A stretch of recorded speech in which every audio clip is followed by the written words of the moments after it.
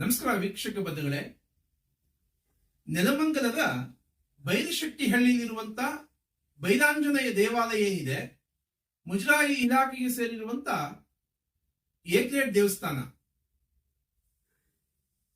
ಲೂಟಿಯ ಪರಾಕಾಷ್ಠೆ ಆಗಿದ್ರು ಇವತ್ತು ಕೂಡ ಎ ಗ್ರೇಡ್ ದೇವಸ್ಥಾನ ಇದೆ ಅಂತ ಅಂದ್ರೆ ಆ ದೇವಾಲಯ ಇನ್ನೆಂತ ಶಕ್ತಿ ಕೇಂದ್ರ ಆಗಿರ್ಬೇಕು ಅಂತ ಯೋಚನೆ ಮಾಡಬೇಕು.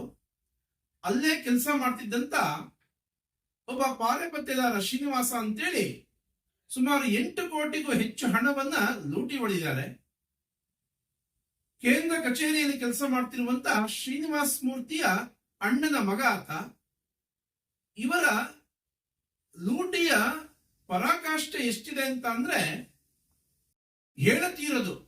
ಸುಮಾರು ಒಂದು 15ಕ್ಕೂ ಹೆಚ್ಚು ಎಪಿಸೋಡ್ ಹಾಕಿದ್ರು ಬಹುಶಃ ಮುಗಿಯಲ್ಲ ಅನ್ಸುತ್ತೆ.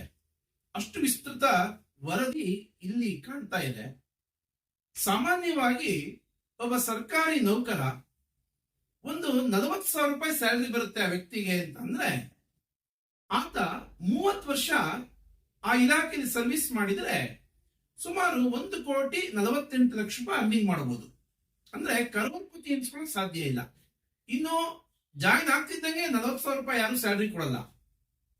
ಹಾಗೆ ಒಬ್ಬ ಅಧಿಕಾರಿನೇ ಯೋಚನೆ ಮಾಡಿದ್ರು ಕೂಡ 1,00,000 ರೂಪಾಯಿ ಸ್ಯಾಲರಿ ತಗೊಳ್ತಿದ್ದಾರೆ ಅಂತಂದ್ರೆ ಅವರು 30 ವರ್ಷ ಸರ್ವಿಸ್ ಮಾಡಿದ್ರು ಅಂದ್ರೆ 3,60,00,000 ರೂಪಾಯಿ ಅರ್ನಿಂಗ್ ಮಾಡಿರ್ತಾರೆ. ಅವರು ಕೂಡ ಕರೋಡ್ಪತಿ ಎನಿಸ್ಕೊಳ್ಳೋಕೆ ಸಾಧ್ಯ ಇಲ್ಲ. ಈ ಮಾತು ಏನಕ್ಕೆ ಕೇಳ್ತಿದ್ದೀನಿ ಅಂತಂದ್ರೆ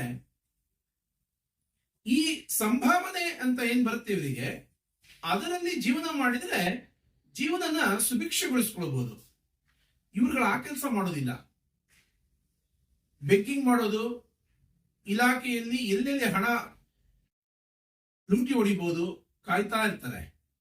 ಇದು ಒಂದು ಭಾಗ. ಆದರೆ ಇವತ್ತು ಆ ದೇವಾಲಯದಲ್ಲಿ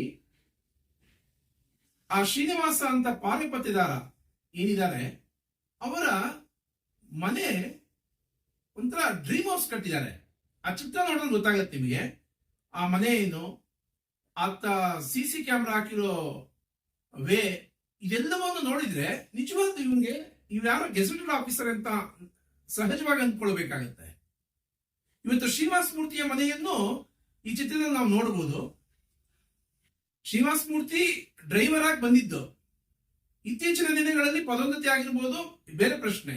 ಆದ್ರೆ ಈ ತರ ಡ್ರೀಮ್ ಹೌಸ್ ಕಟ್ಕೊಂಡು ಈ ರೀತಿ ಅದ್ದೂರಿ ಜೀವನ ಮಾಡೋದಕ್ಕೆ ಹೇಗೆ ಸಾಧ್ಯ ಒಬ್ಬ ಸರ್ಕಾರಿ ನೌಕರ? ಇದನ್ನು ಯೋಚನೆ ಮಾಡಬೇಕಾದ. ಇವತ್ತು ಮುಜರಾಯಿ ಇಲಾಖೆಯಲ್ಲಿ ಬರುವಂತ ಸಂಭಾವನೆಯಲ್ಲಿ ಜೀವನ ಮಾಡಿದ್ರೆ ಯಾರು ಬೇಡ ಮಾಡಿ ತೋರಿಸೋದಿಲ್ಲ. ವೆಂಕಟೇಶ್ ಮೂರ್ತಿ ಅಂತ 100 ಜನ ಕ್ರಿಯೇಟ್ ಆದ್ರೂ ಕೂಡ ಏನೂ ಮಾಡಕ್ಕಾಗೋದಿಲ್ಲ. ಇವತ್ತು ವೆಂಕಟೇಶ್ ಮೂರ್ತಿ ಭ್ರಷ್ಟರು ಅದು ಇದು ಅಂತೇಳಿ ಇಷ್ಟೆಲ್ಲ ಬೆಳು ಮಾಡಿ ತೋರಿಸ್ತಿದ್ರು, ಅವ್ರು ಕೇರೇ ಮಾಡ್ತಿಲ್ಲ. ಕಾರಣ ಏನು ಅಂದ್ರೆ ವೆಂಕಟೇಶ್ ಮೂರ್ತಿ ಎಷ್ಟು ಬೇಕಾದ್ರೆ ಬೈಕೊಳ್ಳಿ, ನನಗೆ ಲೂಟಿ ಹೊಡೆಯೋದಕ್ಕೆ ಅವಕಾಶ ಕೊಟ್ರೆ ಸಾಕು. ಮುಜರಾಯಿ ಇಲಾಖೆಯ ದೌರ್ಬಲ್ಯವನ್ನು ಈ ಅಧಿಕಾರಿಗಳು ನೌಕರರು ಚೆನ್ನಾಗಿ ತಿಳ್ಕೊಂಡಿದ್ದಾರೆ. ಇವತ್ತು ಆ ಶ್ರೀನಿವಾಸ ಅನ್ನೋನು 8 ಕೋಟಿ ಲೂಟಿ ಹೊಡೆದಿದ್ರು ಕೂಡ ಇವ್ರಿಗೇನು ಅನಿಸ್ತಾ ಇಲ್ಲ. ಸುಮ್ಮನೆ FIR ಮಾಡಿದ್ದಾರೆ, ತನಿಖೆ ನಡೀತಾ ಇದೆ ಬಿಡು ಅಂತ ಶಾಂತವಾಗಿದ್ದಾರೆ. ಇವತ್ತು ಶ್ರೀನಿವಾಸ ಮೂರ್ತಿ ಇರ್ಬೋದು ಕೇಂದ್ರ ಕಚೇರಿಯಲ್ಲಿ, ಅಲ್ಲಿರುವಂತ ರೌಡಿ ಶೀಟರ್ ಹರ್ಷ ಇರ್ಬೋದು, ಇವರೆಲ್ಲ ಸೇರಿ ಈತನಿಗೆ ಬೇಲ್ಗೋಸ್ಕರ ಸಾಕಷ್ಟು ವಾಮ ಮಾರ್ಗದ ಪ್ರಯತ್ನ ಮಾಡ್ತಿದ್ದಾರೆ. ಅದು ಬೇಲು ಕ್ಯಾನ್ಸಲ್ ಆಯ್ತು, ಅದು ಬೇರೆ ಪ್ರಶ್ನೆ. ಅಂದ್ರೆ ಇಲಾಖೆಯ ಕಣ್ಣಿಗೆ ಮಣ್ಣೆಚ್ಚುವಂತ ಕೆಲಸ ಮಾಡ್ತಿದ್ದಾರೆ. ಇದನ್ನ ಮಾನ್ಯ ಆಯುಕ್ತರು ಗಂಭೀರವಾಗಿ ತಗೊಳ್ಬೇಕು. ಈ ವಾಮ ಮಾರ್ಗಿಗಳ ಎಡೆಮುರಿ ಕಟ್ಟುವಂತ ಕೆಲಸವನ್ನ ಇಲಾಖೆ ಮಾಡಬೇಕು ಅಂತ ಆಗ್ರಹ ಮಾಡ್ತಾ ಇದ್ದೀನಿ.